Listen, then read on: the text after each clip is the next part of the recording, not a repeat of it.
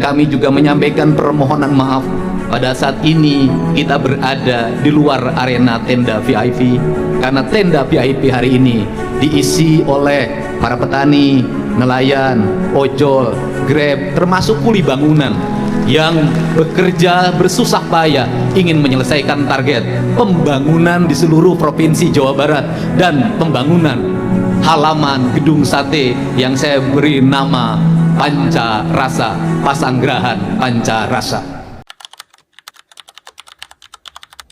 Mengapa di negeri ini seseorang yang baru saja mendapatkan jabatan langsung merasa wajib diistimewakan, diberi jalan khusus, dan dilayani seperti raja? Orang yang bekerja itu seringkali memiliki karakter feodalistik, ingin selalu dihormati, ingin selalu dijunjung tinggi, ingin selalu diangkat-angkat di hadapan kaum pribumi yang mereka adalah warga biasa. Tetapi di hadapan kolonial, dia menundukkan seluruh badannya, membungkukannya dan mengajaknya untuk kerjasama. Di hari kemerdekaan, sebuah fenomena tak lazim terjadi di Gedung Sate, Kota Bandung. Tenda VIP yang harusnya diisi jajaran elit justru dikosongkan. Penghuninya digantikan oleh kuli bangunan dan tukang sapu. Sementara para pejabatnya dipaksa berdiri di luar. Menjajah memang kejam, tapi perilaku feodalistik yang suka menjajah bangsanya sendiri jauh lebih kejam. Apakah ini sekedar pertunjukan politik di depan kamera? Atau ini adalah serangan terbuka Kang Deddy Mulyadi terhadap akar penyakit paling berbahaya di birokrasi kita saat ini, yaitu feodalisme modern?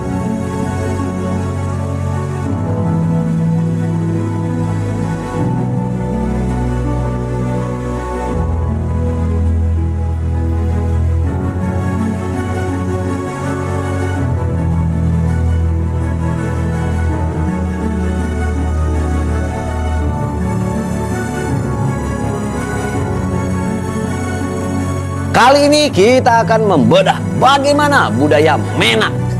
Warisan kolonial ini diam-diam masih hidup di dalam seragam dan mobil dinas pejabat kita, dan bagaimana cara membongkarnya. Negara merdeka, tidak ada lagi kalimat kaum caca. Negara merdeka, tidak ada lagi kalimat kaum menak. Negara merdeka, tidak lagi orang berpangkat. Semuanya merdeka, berhak mendapatkan yang terbaik, berhak meraih kedudukan yang terbaik dan yang tertinggi di negeri ini. Untuk memahami mengapa pemindahan tempat duduk di Gedung Sate itu menjadi begitu emosional, kita harus mundur ke masa lalu. Dalam tatanan sosial Sunda klasik dan era kolonial, masyarakat terbelah menjadi dua kelas yang sangat kontras. Ada kaum menak, yaitu para bangsawan dan elit penguasa, serta kaum cacah, yaitu rakyat biasa atau rakyat jelata yang menempati kasta terbawah.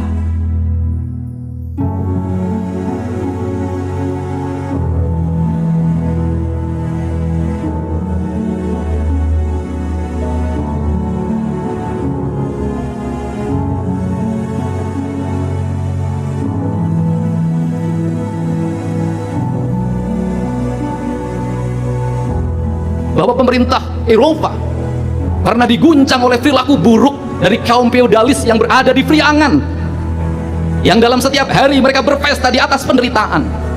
Bahkan ketika ada pembangunan yang dilakukan oleh pemerintah kolonial, membangun jalan, membangun gedung, upah yang mesti dibayarkan kepada masyarakat disebut rodi, itu pun tidak dibayarkan. Sejarah mencatat kebenaran yang pahit. Pemerintah kolonial Belanda tidak akan pernah bisa menjajah Nusantara selama ratusan tahun tanpa bantuan para feodalis lokal. Demi mempertahankan status, gelar, dan gaya hidup mewahnya, sebagian oknum elit pribumi rela membungkuk dan membanggakan diri di hadapan penjajah, sembari menginjak serta memeras keringat bangsanya sendiri melalui sistem kerja rodi.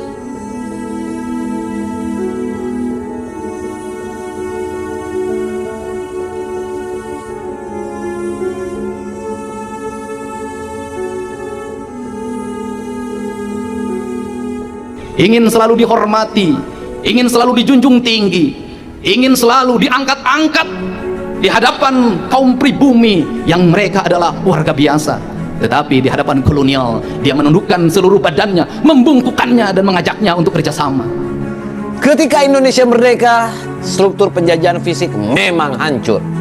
Namun mentalitas feodalnya tidak pernah benar-benar punah. Ia hanya bermutasi. Seragam bangsawan berganti menjadi seragam birokrasi. Tongkat kerajaan berganti menjadi fasilitas dinas.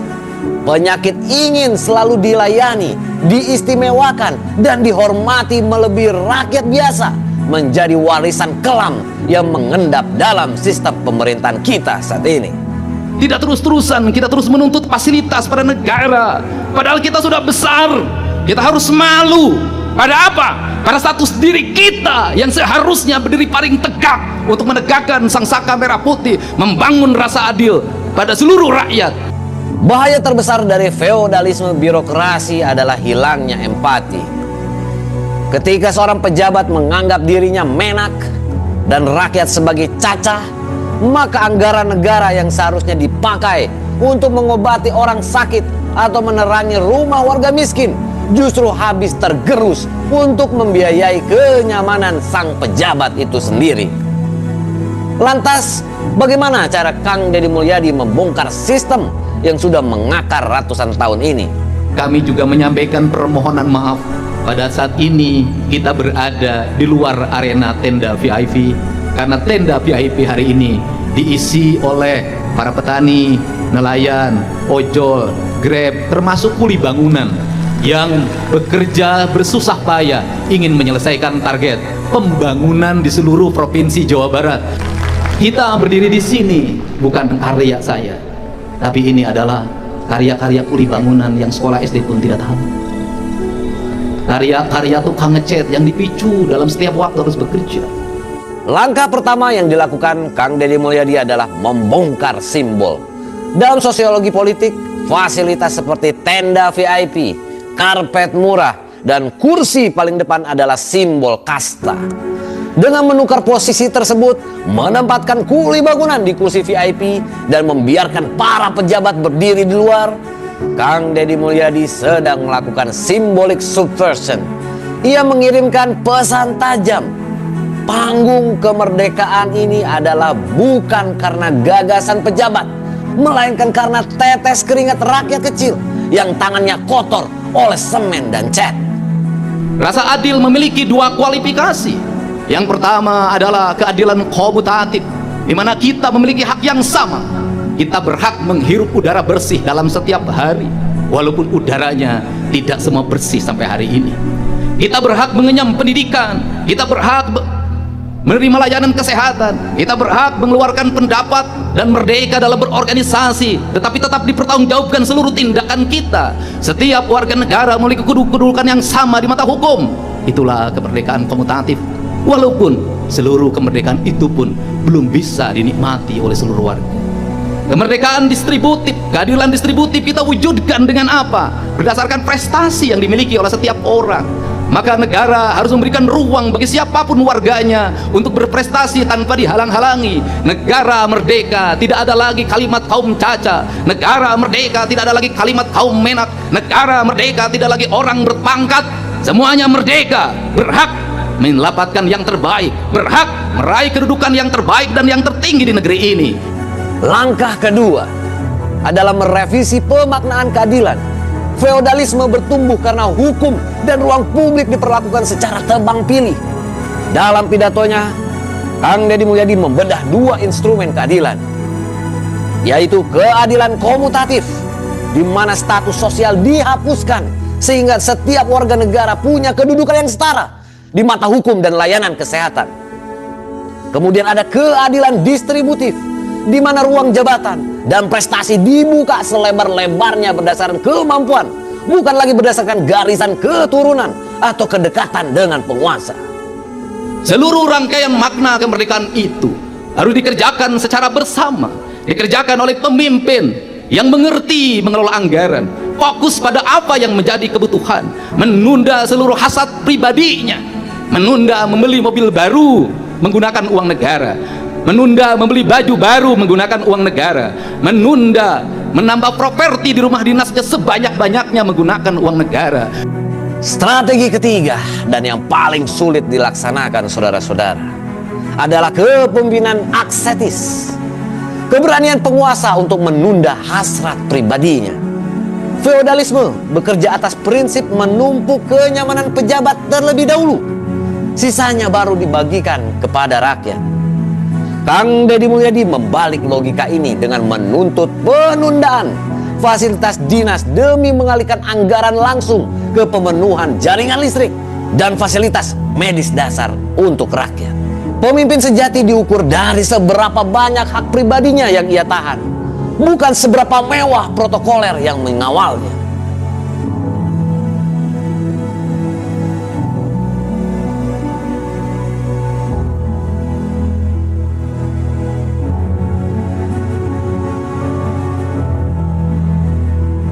Secara konsep, langkah pembalikan simbol ini nampak ideal di atas kertas. Namun kita harus kritis. Apakah tindakan meruntuhkan panggung VIP ini cukup untuk menghancurkan feodalisme yang sudah mengakar dari sistem birokrasi kita selama puluhan tahun? Ataukah ada jebakan lain dalam cara masyarakat kita memandang sesosok pemimpin? Mengubah tata letak tempat duduk dalam satu acara upacara adalah sebuah gebrakan simbolis yang memikat. Namun dari sudut pandang sosiologi kekuasaan, kita harus mengajukan pertanyaan krusial. Apakah tindakan Kang Deddy Mulyadi ini benar-benar meruntuhkan struktur feodal atau sekedar memindahkan panggungnya? Feodalisme bukan hanya soal di mana pejabat duduk, melainkan bagaimana sistem anggaran dirancang, bagaimana pelayanan publik dieksekusi, dan bagaimana regulasi dibuat di balik pintu tertutup. Tantangan terbesar dalam memberantas feodalisme justru seringkali datang dari masyarakat itu sendiri. Selama berabad-abad, kultur kita dibentuk untuk mengagungkan figur penguasa. Kita seringkali marah pada pejabat yang feodal, tetapi di saat yang sama, kita sendiri kerap menempatkan pemimpin seolah-olah mereka adalah raja yang tak boleh dikritik. Feodalisme adalah hubungan dua arah. Ia bertahan bukan hanya karena ada pejabat yang ingin disembah, melainkan karena ada rakyat yang secara sukarela memilih untuk menghamba. Sebuah gagasan anti-feodal hanya akan menjadi sejarah jika ia berhenti pada gaya kepemimpinan satu orang. Jika gebrakan ini hilang saat Kang Deddy Mulyadi tidak lagi menjabat, maka itu hanyalah anomali politik sementara. Namun jika keberanian untuk mengusir mentalitas VIP ini berhasil ditransformasikan menjadi standar regulasi baru, di mana ASN dan pejabat merasa malu jika minta diistimewakan, disitulah feodalisme benar-benar menemui ajalnya. Aksi memindahkan pejabat dari tenda VIP di Gedung Sate bukan sekedar atraksi politik, saudara-saudara. Itu adalah pengingat keras bagi kita semua bahwa Indonesia merdeka bukan untuk mengganti tuan Belanda dengan tuan lokal. Merdeka artinya menghapus kasta. Feodalisme baru benar-benar runtuh ketika pejabat merasa malu menuntut keistimewaan dan ketika kita sebagai rakyat berhenti menundukkan kepala di hadapan kekuasaan. Sekian orasi kali ini. Saya pamit, tetap kritis, tetap waras. Sampai jumpa di orasi berikutnya. Merdeka!